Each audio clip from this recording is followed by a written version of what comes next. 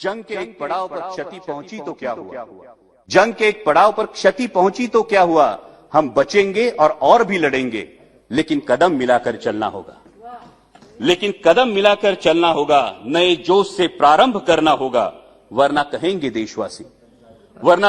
देशवासी अगर जीत का सेहरा सिर बंधवाना है तो पराजय का बोझ भी स्वीकारना होगा। अगर वैक्सीनेशन सर्टिफिकेट पे फोटो छपवानी है तो डेथ सर्टिफिकेट का भी जिम्मा लेना होगा। धन्यवाद अध्यक्ष महोदय। सबसे पहले उन लाखों देशवासियों के प्रति श्रद्धांजलि अर्पित करता हूं जिनकी कोविड के चलते जान चली गई। उन करोड़ों देशवासियों के प्रति संवेदना प्रकट करता हूं जिन्हें हॉस्पिटल बेड, ऑक्सीजन या फिर इलाज के लिए दर दर की ठोकरें खानी पड़ी।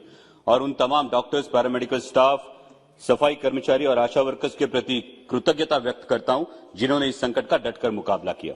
हम सब जानते हैं कि पूरे विश्व के साथ देश पर भी ओमिक्रॉन वेरिएंट का खतरा मंडरा रहा है और इसीलिए राजनीति से परे होकर हमें हमारे कोविड रिस्पांस का तटस्थ परीक्षण करना अत्यावश्यक है। हमने शुरू से ही इसे कोरोना के खिलाफ जंग कहा है और उसी दृष्टिकोण से यह परीक्षण करने का मैं प्रयास करूंगा। कोई भी जंग जीतने के लिए कुछ नियमों का पालन होना अत्यावश्यक होता है। जंग का पहला नियम है वो अपनी रणनीति तय होना। तो हमारी रणनीति क्या है? क्या हम इन्फेक्शन कंट्रोल करना चाहते हैं या हम डेथ्स कंट्रोल करना चाहते हैं या फिर दोनों? क्योंकि किसी भी पैंडेमिक में इन्फेक्शन कंट्रोल करना मुश्किल होता है और शुरुआती जो कदम उठाए जाते हैं उस पर यह बात बड़े पैमाने पर निर्भर होती है। और इसीलिए इंटरनेशनल फ्लाइट्स पर रोक, विदेश से आने वाले यात्रियों की स्क्रीनिंग के साथ ही जरूरी है कि जो कोविड पॉजिटिव पाए गए हैं उनका जीनोम सीक्वेंसिंग किया जाए। और डेथ कंट्रोल करने के लिए अर्ली डायग्नोसिस और प्रॉम्प्ट ट्रीटमेंट जरूरी है, जिसके लिए ब्लॉक या तहसील लेवल तक आरटीपीसीआर की लैब की सुविधा और टर्शरी केयर सिस्टम होना जरूरी है। जंग का दूसरा नियम होता है सेनापति का डटकर मैदान में खड़ा रहना। माननीय प्रधानमंत्री जी के नेतृत्व में हम ये जंग लड़ रहे हैं, तो मैं उम्मीद करता हूं कि आने वाले कुछ स्टेट इलेक्शन के बावजूद भी हमारे सेनापति कोरोना के मैदानी जंग में हमें डटकर खड़े दिखाई दे, न कि इलेक्शन रैलीज में। जंग का तीसरा नियम होता है a leader should lead by his own example. जब माननीय प्रधानमंत्री जी 17 अप्रैल को पश्चिम बंगाल में एक चुनावी रैली को संबोधित कर रहे थे, अध्यक्ष महोदय, उस दिन अपने देश में 2,61,000 केसेस पाए गए थे और माननीय प्रधानमंत्री जी की मौजूदगी में सोशल डिस्टेंसिंग और कोविड अप्रोप्रिएट बिहेवियर के धज्जियां उड़ते हुए पूरा देश टेलीविजन के माध्यम से देख रहा था। हमें सावधानी बरतनी होगी कि यह आलम दोहराया ना जाए।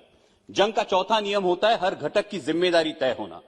Health is a state subject कह के केंद्र सरकार अपना पल्ला नहीं झाड़ सकती, क्योंकि केंद्र सरकार ह्यूमन रिसोर्स और टेक्निकल एक्सपर्टीज के बारे में राज्यों से कई गुना ज्यादा सक्षम है। इसलिए आपसी समझदारी से आपसी जिम्मेदारी को तय करना होगा और उसी के साथ केंद्र की जितनी भी संस्था है, जैसे एम्स हो, एनसीडीएस हो, आईसीएमआर हो, हर इस संस्था की भूमिका और जिम्मेदारी तय हो। जंग का पांचवा नियम होता है आवश्यक आयुधों की उपलब्धता एवं तैयारी। हमारी टर्शियरी हेल्थ केयर सिस्टम सक्षम बनाने के लिए अध्यक्ष महोदय सिर्फ मास्क, वेंटिलेटर, ऑक्सीजन प्लांट या पीपीई किट आवश्यक या काफी नहीं है। उसके लिए बहुत ज्यादा जरूरी है स्किल्ड मैन पावर का होना। इस पर हमें ध्यान देना चाहिए और उसी के साथ डॉक्टर्स की ट्रेनिंग और अवेयरनेस भी जरूरी है, ताकि इनडिस्क्रिमिनेट यूज ऑफ मेडिसिन या पोस्ट कोविड या पोस्ट ट्रीटमेंट कॉम्प्लिकेशंस जैसे म्यूकरमाइकोसिस देखा गया और vascular necrosis of femur head देखा गया, इन कॉम्प्लिकेशंस को टाल सके। अब वैक्सीन की इंपॉर्टेंस हम भली भांति जान चुके हैं, लेकिन वैक्सीनेशन में जितनी देरी होगी, जितना विलंब होगा, उतना ही वायरस को म्यूटेशन करने का अवसर मिलेगा। और अध्यक्ष महोदय, ये बात मैं गौरव के साथ बताना चाहता हूं कि कोविशील्ड का उत्पादन करने वाली जो सीरम इंस्टीट्यूट ऑफ इंडिया, ये जो कंपनी है, ये मेरे चुनाव क्षेत्र में है और सबसे ज्यादा वैक्सीनेशन का परसेंटेज जहां देखा गया है वो हड़पसर विधानसभा क्षेत्र भी मेरे चुनाव क्षेत्र में। इसके बावजूद हम हमारे जगदम्ब प्रतिष्ठान के माध्यम से गवर्नमेंट की वैक्सीन छोड़कर भी 5 लाख नागरिकों का वैक्सीनेशन सीएसआर की मदद से हमारे चुनाव क्षेत्र में कर रहे हैं।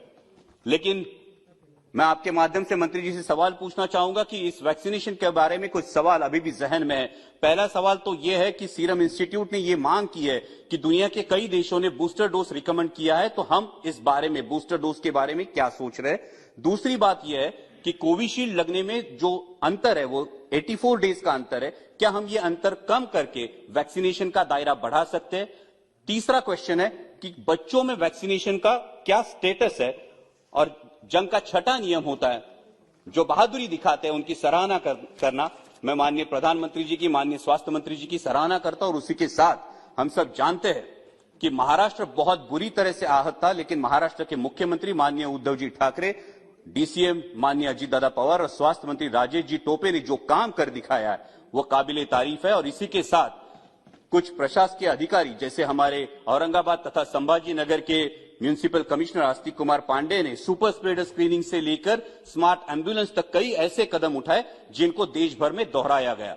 हमारे मुंबई के कमिश्नर इकबाल सिंह चहल ने मुंबई की पॉपुलेशन डेंसिटी और केस लोड को मद्देनजर रखते हुए भी अध्यक्ष महोदया ऑक्सीजन की बिल्कुल किल्लत महसूस नहीं होने दी और एक सक्षम पब्लिक हेल्थ सिस्टम क्या होता है इसका उदाहरण पेश किया।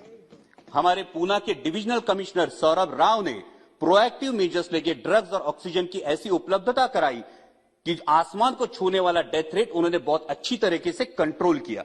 इन सभी प्रशासकीय अधिकारियों, इन जैसे सभी प्रशासकीय अधिकारियों की मैं सराहना करना चाहूंगा। और सातवां और आखिरी नियम जंग का होता है जंग के अप्रत्यक्ष जो परिणाम है उनका ख्याल करना। जैसा हमने देखा कि कोरोना के चलते कई कंपनियां, कारोबार ठप हो गए। अभी आंकड़े सामने आए कि 20,000 कारोबारियों ने अपनी जान दे दी। कई कंपनियों ने अपने एम्प्लॉयज में कटौती की है। उनके भविष्य के बारे में हमें सोचना होगा। इस दौरान बैंकों ने ईएमआई में आम आदमी को कोई सहूलियत नहीं दी। अगर दोबारा ऐसे संकट का सामना करना पड़े तो इस बारे में सर्वांगीण विचार करना होगा। आज भी देश में ओमिक्रॉन के लेकर एक पैनिक सी है अध्यक्ष महोदया। मैं माननीय मंत्री जी से आह्वान करना चाहूंगा कि इस पैनिक के बारे में एक स्पष्ट सूचना अगर देश को मिले तो देश में जो कारोबारों में जो भी पैनिक तैयार हो रही है, आम आदमी में जो पैनिक तैयार हो रही है, उसे राहत मिले। और एक गौरव की बात मैं बताना चाहूंगा कि हमारी फ्लोर लीडर सुप्रिया जी सूले की अगुवाई में महाराष्ट्र में जिन बच्चों के माता पिता कोरोना में गुजर गए हैं, उन अनाथ बच्चों के लिए राष्ट्रवादी कांग्रेस पार्टी की तरफ से राष्ट्रवादी जिवलक करके अभियान चलाया जा रहा है। मैं केंद्र सरकार से दरख्वास्त करूंगा कि इस अभियान को अनाथ बच्चों के लिए देश स्तर पर अवलंब करें। और अंत में अध्यक्ष महोदय इतना ही कहूंगा, जंग के एक पड़ाव पर क्षति पहुंची तो क्या हुआ, जंग के एक पड़ाव पर क्षति पहुंची तो क्या हुआ, हम बचेंगे और भी लड़ेंगे, लेकिन कदम मिलाकर चलना होगा। लेकिन कदम मिलाकर चलना होगा, नए जोश से प्रारंभ करना होगा, वरना कहेंगे देशवासी अगर जीत का सेहरा सिर बंधवाना है तो पराजय का बोझ भी स्वीकारना होगा। अगर वैक्सीनेशन सर्टिफिकेट पे फोटो छपवानी है तो डेथ सर्टिफिकेट का भी जिम्मा लेना होगा। धन्यवाद अध्यक्ष महोदय। एबीपी माझा, उघडा डोळे बघा नीट।